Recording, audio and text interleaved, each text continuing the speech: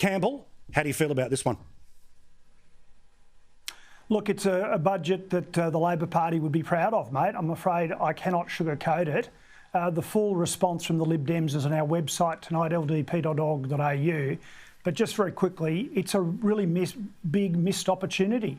The problem we've got in this country right now is surging inflation, and the idea that we're just going to keep spending more and more money and not try and curtail the yawning chasm in the budget is just completely unacceptable, because it will lead to more inflation.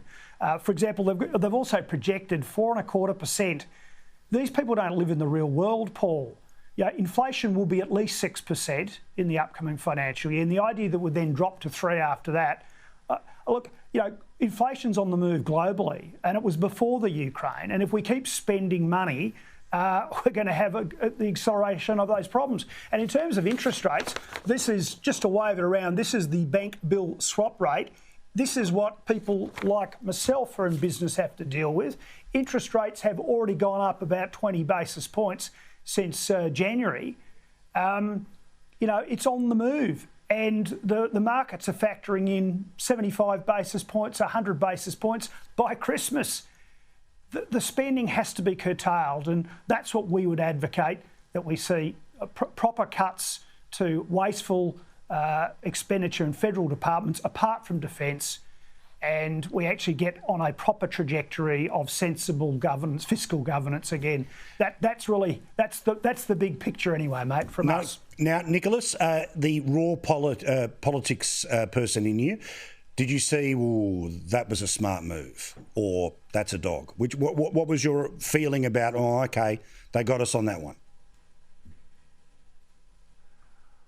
Well, look, I think it's a band-aid budget. It's full of short-term measures, $8.6 billion of short-term handouts. But look, there's some things in there that I think people will be definitely talking about around the kitchen table tomorrow morning, Paul, like the excise fuel tax cuts, cutting 22 cents off a litre. Motorists will welcome that.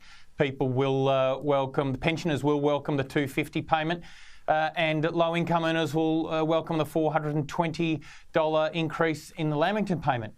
The only problem is the government's got these broad structural problems, which Cam there has alluded to. When you've got real wages falling by 1.5%, government's own numbers, that's going to take that means people's real wages is declining by about $1,400.